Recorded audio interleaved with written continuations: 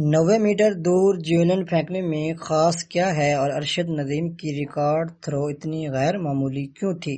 Javelin مقابلوں میں 90 metre کی حد عبور کرنے کی اتنی اہمیت کیوں ہے اور ہر ایتھلیٹ 90 میٹر سے دور تھرو کیوں نہیں کر پاتا؟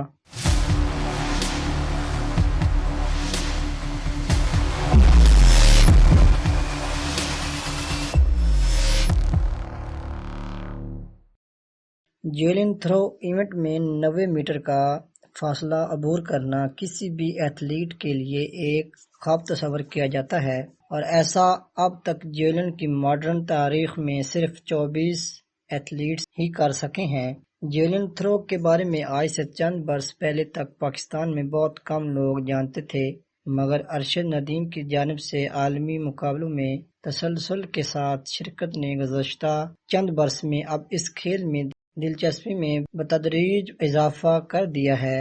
جب جمعرات کی اس تاریخی شام کو پیرس میں ارشد ندیم نے 90 میٹر سے زائد تھرو کر کے اولمپکس ریکارڈ قائم کیا تو ایسا انہوں نے ایک نہیں بلکہ 2 مرتبہ یعنی اپنی آخری تھرو میں بھی کیا۔ پیرس اولمپکس میں طلائی تمغہ جیتنے والے پاکستانی ایتھلیٹ ارشد ندیم نے کہا تھا کہ جیسے ہی نیزہ ان کے ہاتھ سے نکلا انہیں پتہ چل گیا تھا کہ یہ تھرو 90 میٹر سے زیادہ دور جائے گی۔ انہیں اولمپکس میں گولڈ میڈل جتانے والی ایک تھرو 92.97 میٹر جبکہ دوسری 91.79 میٹر کے فاصلے تک گئی، اور یوں انہوں نے 2008 میں بنایا گیا 90.57 میٹر کا اولمپک ریکارڈ توڑ دیا۔ اگرچہ یہ ان کے کیریئر کی بہترین کارکردگی ہے، تاہم یہ پہلا موقع نہیں کہ انہوں نے 90 میٹر کی حد عبور کی ہو۔ سن 2022 کی کامن ویلتھ گیمز میں ارشد نے 90.18 میٹر تھرو کے ساتھ ایک نیا ریکارڈ بنایا تھا، اور وہ 90 میٹر تک تھرو کرنے والے جنوبی ایشیا کے پہلے ایتھلیٹ بن گئے تھے۔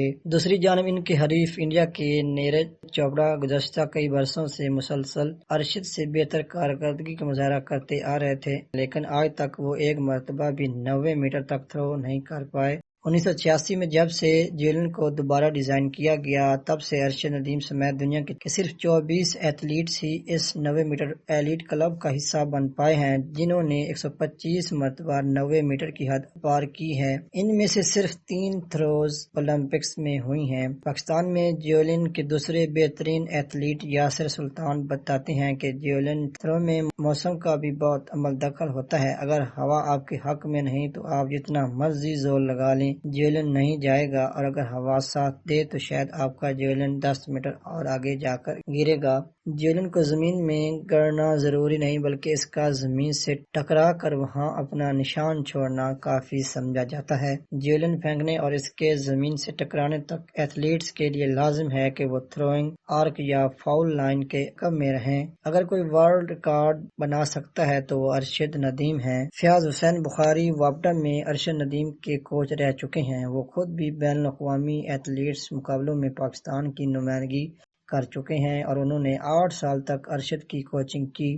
ان کا کہنا تھا کہ ارشد کی 86.59 میٹر کی کوالیفیکیشن تھرو دیکھ کر میں نے ارشد کو فون کیا اور کہا تھا کہ ارشد، آپ میں ابھی 40% کی تھرو باقی ہے، آپ نے اسے کور کرنا ہے کیونکہ آپ باقی سب کھلاڑیوں سے اچھی تھرو کر سکتے ہیں۔ فیاض حسین بخاری بتاتے ہیں کہ ارشد نے 92.97 میٹر کی حد تک تھرو کی، مگر یہ 95 میٹر بھی کر سکتا تھا۔ یاد رہے کہ اولمپکس میں جیولن پھینکنے کے فائنل مقابلے میں ارشد کی پہلی تھرو فاؤل قرار دی گئی، تاہم ان کی دوسری تھرو نے 2008 میں قائم کیا گیا اولمپک ریکارڈ توڑ دیا۔ یہ ارشد کے کیریئر کی سب سے بڑی جبکہ دنیا میں اب تک پھینکی جانے والی 6ٹھی سب سے طویل جیولن تھرو تھی۔ فیاض حسین بخاری کا ماننا ہے کہ اس وقت پوری دنیا میں اگر کوئی ورلڈ ریکارڈ بنا سکتا ہے تو وہ ارشد ندیم ہیں۔ اب تک سب سے طویل جیولن تھرو کا ریکارڈ جمہوریہ چیک کے ایتھلیٹ جان زکیزنی کا ہے، جنہوں نے 1996 میں 98.48 میٹر طویل تھرو کی تھی۔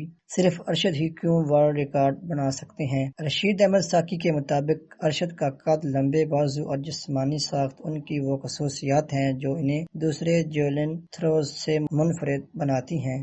رشید احمد ساقی ارشد کے 6 فٹ 3 انچ قد کے علاوہ ان کی دیسی کھانوں اور فٹنس کو بھی ان کی کامیابی کی وجہ سمجھتے ہیں۔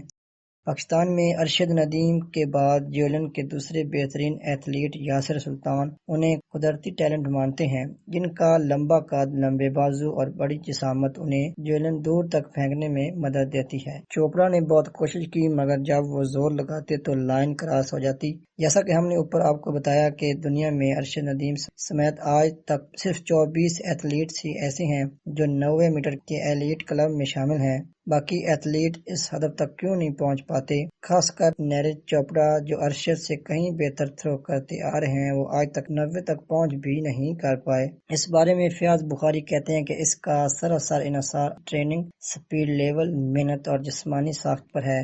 دنیا تیاگ کرنی پڑتی ہے جا کر ایسے ریکارڈ بنتے ہیں۔